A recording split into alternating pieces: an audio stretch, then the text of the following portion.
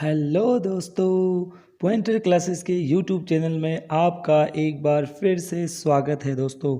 और मैं हूं आपका दोस्त लकी।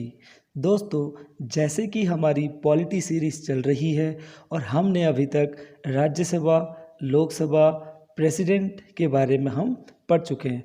दोस्तों, आज हम पावर्स ऑफ प्रेसिडेंट पढ़ेंगे। तो चलिए हम अपनी टॉपिक शुरू करते हैं। Executive power. दोस्तों, जैसे कि हमने कल पढ़ा था कि प्रेसिडेंट की जो आर्टिकल नंबर 53 था उसमें प्रेसिडेंट के पास एग्जीक्यूटिव पावर्स होते हैं।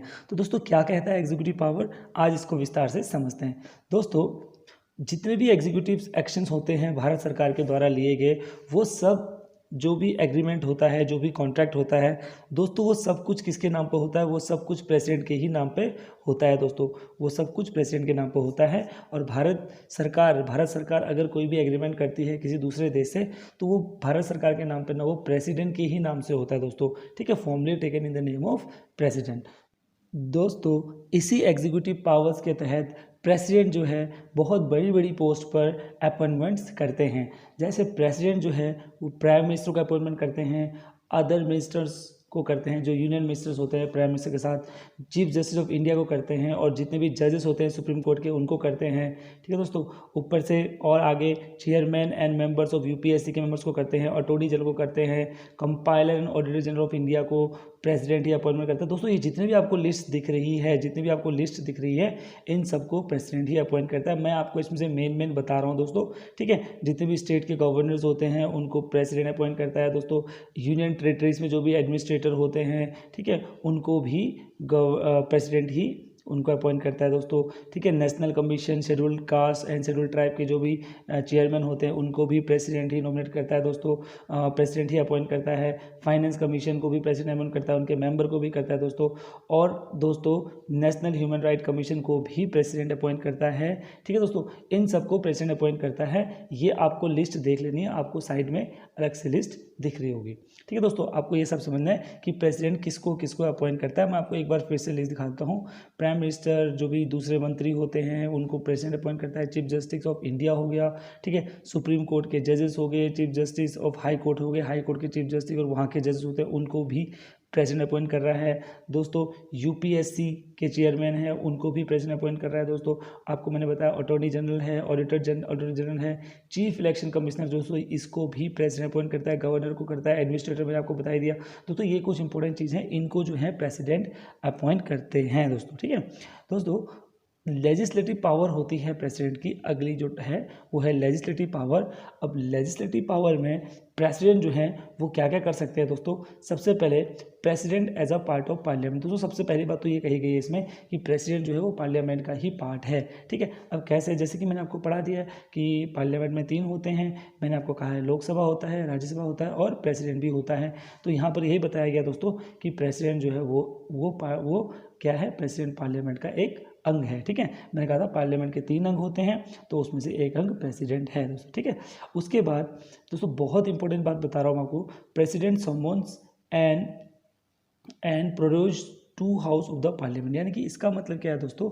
ठीक है, ये प्रोरोगेट करने का मतलब होता है, समन करने का मतलब क्या होता है ये समझाता हूँ आपको दोस्तों। ये आर्टिकल 85A के तहत यहाँ पे क्या होता है, प्रेसिडेंट दोस्तों जब साल में मैंने आपको कल बताया था कि लोकसभा के 3 सेशन होते हैं ना, तो दोस्तों उन सेशनों में प्रेसिडेंट जो है सबसे पहले जो भी हमारे जो सांसद होते हैं उनको बुलाते हैं ना, तो उसको बोलते हैं समन करना, यानी कि उनको वापस बुलाना है ना। 3 सेशन होते हैं तो हर सेशन में उनको बुलाते हैं, उनको बोलते हैं समन करना। और जब वो सेशन खत्म होता है तो उसको बोलते हैं प्रोरोज करना। ठीक है दोस्तों, प्रोरोगेट करना या प्रोरोज करना उसे कहते हैं। यानी कि प्रोरोज का मतलब है कि डिसकंटिन्यूइंग विदाउट डिजोल्विंग, यानी कि लोकसभा को डिजोल्व नहीं करना है लेकिन कुछ समय के लिए उसको बंद कर देना, ताकि जो अगला सत्र होगा वो दोबारा से शुरू हो पाएगा। तो दोस्तों ये पावर है प्रेसिडेंट की, यानी कि प्रेसिडेंट ही बुलाता है और प्रेसिडेंट ही उसको बंद करता है, किसको, सेशन को दोस्तों। ठीक है दोस्तों, आगे बढ़ते हैं।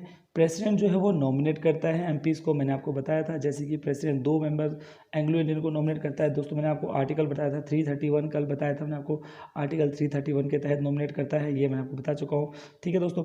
और मैं आपको ये भी बता चुका हूँ कि 12 मेंबर जो है राज्यसभा से प्रेसिडेंट ही नॉमिनेट करता है, मैं ये भी बता चुका हूँ आपको। और दोस्तों ये आर्टिकल 80 के तहत करता है, ये हम पढ़ चुके हैं, है ना। उसके बाद दोस्तों प्रेसिडेंट जो है जितने भी बिल्स होते हैं उनको साइन करता है, ठीक है। अब दोस्तों इसमें एक बहुत इंपॉर्टेंट चीज़ है कि कोई भी बिल पार्लियामेंट से पास होकर आता है वो कानून तभी बनता है जब वो प्रेसिडेंट के द्वारा साइन किया जाता है। दोस्तों पार्लियामेंट में बिल पास होता है और वो एक्ट बन जाता है अगर प्रेसिडेंट उस पर साइन कर दे, यानी कि वो कानून बन गया है, ठीक है दोस्तों यहाँ एक खास बात दी गई है आपको, अगर कोई ऑर्डिनरी बिल, ठीक है, या कोई बिल जो कोई भी इंट्रोड्यूस करता है और वो दोनों हाउसेस से पास हो जाता है, तो दोस्तों क्या होता है, तो दोस्तों यहाँ पे क्या होता है, president can just keep the bill in the pocket and forget, यानी कि प्रेसिडेंट क्या करता है, प्रेसिडेंट चाहे तो उस बिल को अपने पास रख सकता है और उसको भूल जाएगा, तो कोई उसको जवाब नहीं करेगा। दोस्तों अगर कभी ऐसा होता है कि कोई बिल अगर प्रेसिडेंट के पास गया है, प्रेसिडेंट चाहे तो उसको अपने पास रख सकता है, उसका जवाब नहीं भी दे सकता है, तो दोस्तों उसको कहते हैं पॉकेट वीटो। दोस्तों ये हम थोड़ी देर में वीटो पावर पढ़ेंगे, उसमें हम समझते हैं अच्छी तरह से। दोस्तों ये है प्रेसिडेंट की वीटो पावर। अभी वीटो पावर क्या होती है दोस्तों, ये मैं आपको अच्छी तरह समझाता हूँ। दोस्तों वीटो पावर में क्या होता है, एक होता है एब्सोल्यूट वीटो। इसमें दोस्तों क्या होता है, प्रेसिडेंट साफ साफ बोल देता है कि अच्छा इस बिल को मैंने साइन करना है या नहीं करना है, ठीक है, ये तो होता है येस और नो। दूसरा होता है सस्पेंसिव वीटो। दोस्तों सस्पेंसिव में क्या होता है कि प्रेसिडेंट रिकंसिडरेशन के लिए उस बिल को वापस हाउस में भेज देता है। दोस्तों तीसरा होता है पॉकेट वीटो, यानी कि ना तो प्रेसिडेंट इसको हाउस में भेजते हैं और ना ही इसका रिप्लाई करते हैं, यानी कि प्रेसिडेंट इसको अपने पास रख देते हैं और इसमें कोई भी नहीं पूछेगा उनसे कि आपने क्यों रखा है, तो इसको बोलते हैं पॉकेट वीटो। बहुत इंपॉर्टेंट दोस्तों प्रेसिडेंट की वीटो पावर। दोस्तों आप लोगों को पावर्स पता है, आई नो, लेकिन दोस्तों बहुत सारी चीज़ें ऐसी, जैसे ये देखो कुछ नई चीज़ आ गई ना कि वीटो पावर, ठीक है दोस्तों, यही खास बात है दोस्तों मुझसे पढ़ने में, मैं आपको एक एक चीज़ बेसिक चीज़ों में ज़्यादा ध्यान देके पढ़ाऊंगा दोस्तों, ठीक है। अच्छा एक और चीज़ है दोस्तों, मैंने आपको बताया था कि प्रेसिडेंट क्या करते हैं, लोकसभा को डिसॉल्व कर सकते हैं, प्रेसिडेंट लोकसभा को डिसॉल्व कर सकते हैं, मैंने आपको बताया था ना कल, ये हमने कल बताया था। ओके दोस्तों एक और ख़ास बात है कि प्रेसिडेंट मनी बिल को रिटर्न नहीं कर सकते, है ना, मनी बिल को रिकंसिडरेशन के लिए रिटर्न नहीं कर, जैसे मैंने आपको अभी यहाँ पे बताया था दोस्तों, यहाँ पे क्या होता है, इधर पे मैंने आपको बताया सस्पेंसिव में क्या होता है, रिकंसिडरेशन के लिए भेज देते हैं, तो दोस्तों मनी बिल को रिकंसिडर नहीं किया जाता, यानी कि प्रेसिडेंट को मनी बिल को साइन करना ही होगा, है ना दोस्तों। ये वीटो पावर के अंदर है, लेकिन मनी बिल को छोड़ के, ठीक है दोस्तों, तो मनी बिल को प्रेसिडेंट को साइन करना ही होगा, ठीक है दोस्तों। इसी के अंदर आ जाता है दोस्तों, इसी के अंदर आता है कि अगर कोई देश की बाउंड्री में बदलाव करना हो, स्टेट की बाउंड्री में अगर बदलाव करना हो, है ना, तो वो आर्टिकल नंबर 3 में आता है दोस्तों, ये भी प्रेसिडेंट की ही पावर के अंडर आता है दोस्तों। अब देखते हैं प्रेसिडेंट की मिलिट्री पावर कौन सी है दोस्तों। जैसे कि मैंने आपको बताया था आर्टिकल 53 के तहत प्रेसिडेंट जो होता है दोस्तों वो हेड होता है किसका, जो भी डिफेंस होता है उसका हेड होता है दोस्तों, मैंने आपको बताया था, है ना। वेट्स the supreme commander of the arm force of India, president of India can decide war और कंसाइड पीस, यानी कि प्रेसिडेंट ऑफ इंडिया ही तय करता है कि किसी देश से लड़ाई करनी है या उनसे शांति वार्ता रखनी है ना, ये सब कुछ president under the regulation by the parliament, ठीक है, प्रेसिडेंट के ही इशारों में होता है, लेकिन ये चीज़ें रेगुलेट होती है कहाँ दोस्तों, पार्लियामेंट में। और हमें पता है प्रेसिडेंट तो पार्लियामेंट का हिस्सा है ही ना, लेकिन ध्यान रहे दोस्तों प्रेसिडेंट जो है वो किसी भी हाउस का मेंबर नहीं है दोस्तों, ठीक है, वो पार्लियामेंट का मेंबर है, किसी हाउस का मेंबर नहीं है, पार्लियामेंट का एक पार्ट है, ठीक है, ना वो लोकसभा का मेंबर है ना ही वो राज्यसभा का मेंबर है, ठीक है। हाँ दोस्तों एक और चीज़ होती है, जब ज्वाइंट सेशन होता है, ज्वाइंट सेशन यानी कि जो आर्टिकल 108 के तहत जब ज्वाइंट सेशन होता है दोस्तों, यानी कि कभी कभी क्या होता है किसी कोई बिल को किसी पर्टिकुलर हाउस से पास नहीं होता है, तो तब क्या करते हैं, तब लोकसभा राज्यसभा दोनों को बुलाते हैं और सारे जितने भी वहाँ के मिनिस्टर्स होते हैं वो एक साथ बैठते हैं, उसको कहते हैं ज्वाइंट सेशन, और वहाँ पर प्रेसिडेंट उस ज्वाइंट सेशन को करता है दोस्तों।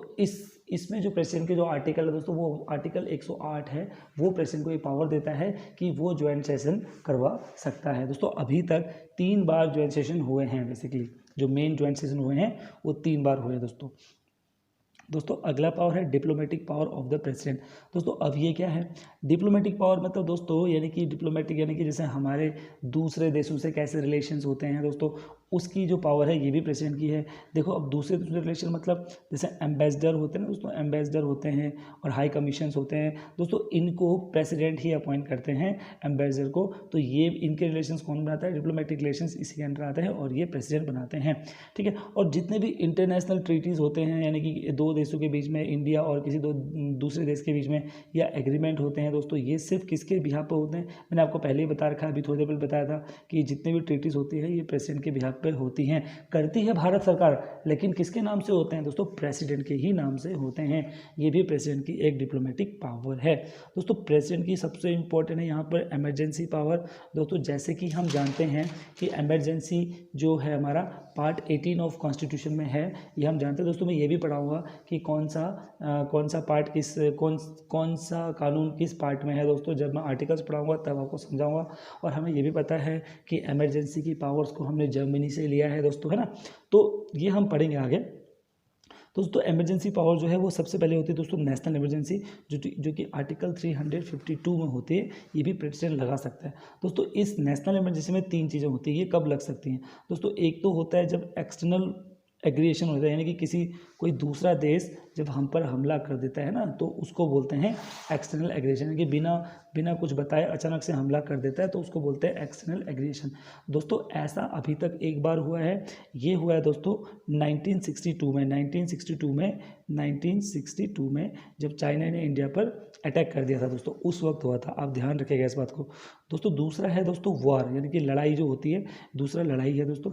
अब वॉर जो है दोस्तों, वॉर के टाइम में इमरजेंसी कब लगी थी, यानी कि दोस्तों ये लगी थी 1971 में, जब इंडिया और पाकिस्तान की लड़ाई हुई थी। 1971 इंडिया पाकिस्तान का वॉर हुआ था दोस्तों। एक्सटर्नल एग्रेशन कब हुआ है इंडिया में, 1962 में हुआ था, चाइना ने अटैक किया था। लड़ाई के टाइम में इमरजेंसी कब लगी है, तो 1971 में लगी है, ये पाकिस्तान के साथ लड़ाई थी। और दोस्तों एक और है आर्म रेबिलियन दोस्तों। ये जो है इसका पहले जो नाम था वो था दोस्तों इंटरनल डिस्टर्बेंस, है ना, इसका नाम था इंटरनल डिस्टर्बेंस। लेकिन दोस्तों जब 1975 में जब इमरजेंसी लगी थी, उसके बाद दोस्तों 42nd अमेंडमेंट हुआ था और उस अमेंडमेंट के तहत इसको दोस्तों नाम दे दिया गया था आर्म रेबिलियन। ये उससे पहले था दोस्तों इंटरनल डिस्टर्बेंस, ठीक है दोस्तों।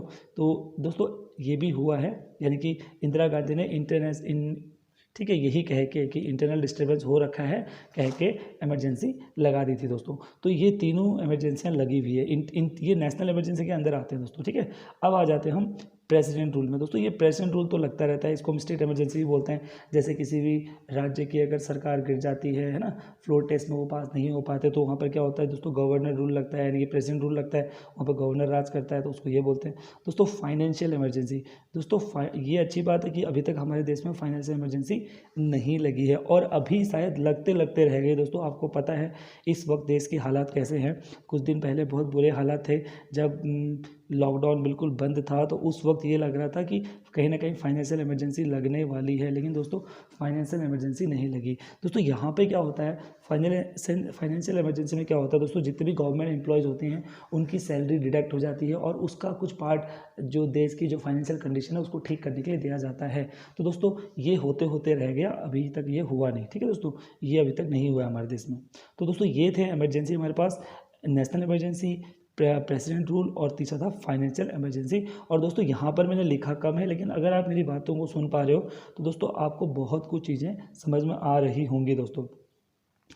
अगला है ordinance making power of the president. दोस्तों यहाँ क्या होता है, यहाँ पर दोस्तों ये भी आर्टिकल 123 के तहत दोस्तों क्या होता है, जब भी वैसे दोस्तों कानून कौन बनाता है, कानून बनाता है पहले दोनों हाउस में बिल पास होता है, उसके बाद प्रेसिडेंट के पास जाता है, फिर प्रेसिडेंट उसको साइन करता है, फिर वो कानून बन जाता है।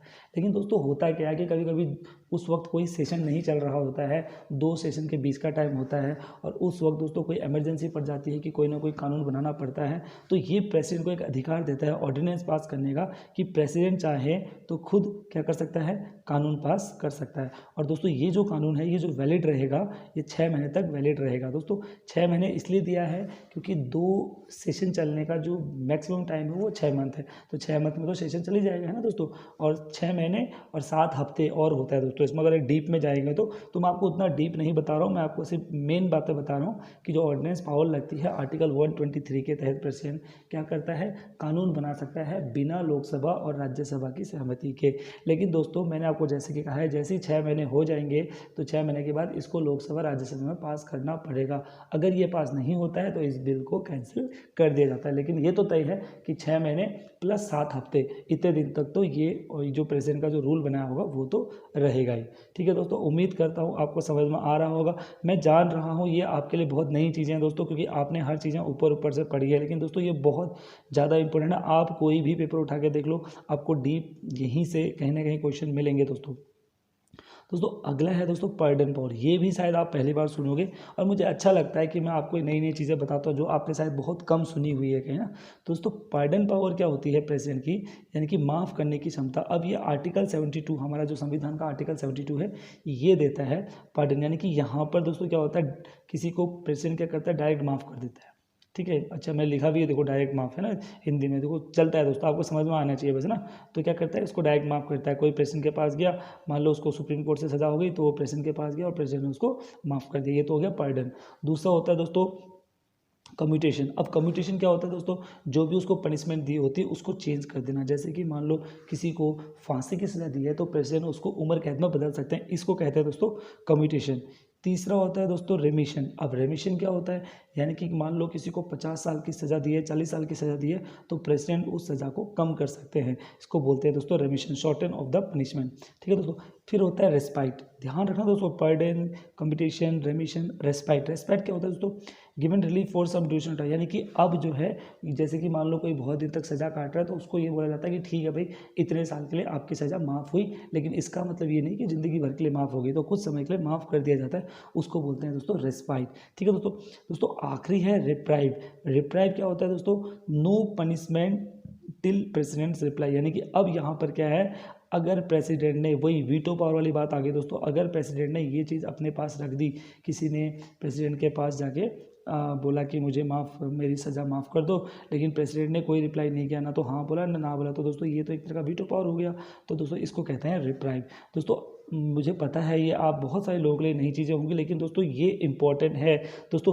पार्डन, कम्यूटेशन, रेमिशन, रेस्पाइट और रिप्राइव, ये बहुत इंपॉर्टेंट दोस्तों। ठीक है, और दोस्तों इन सब को इन सब डिसीजन लेने में प्रेसिडेंट किसकी हेल्प लेता है दोस्तों, सुप्रीम कोर्ट की। ऑब्वियस ही बात है सुप्रीम कोर्ट की डिसीजन लेगा, क्योंकि प्रेसिडेंट को ये जानना जरूरी है कि किसने किस हद तक का गुनाह किया है कि प्रेसिडेंट उसको किस तरह से उसकी जो सज़ा है उस पर आगे कुछ विचार करे, है ना दोस्तों।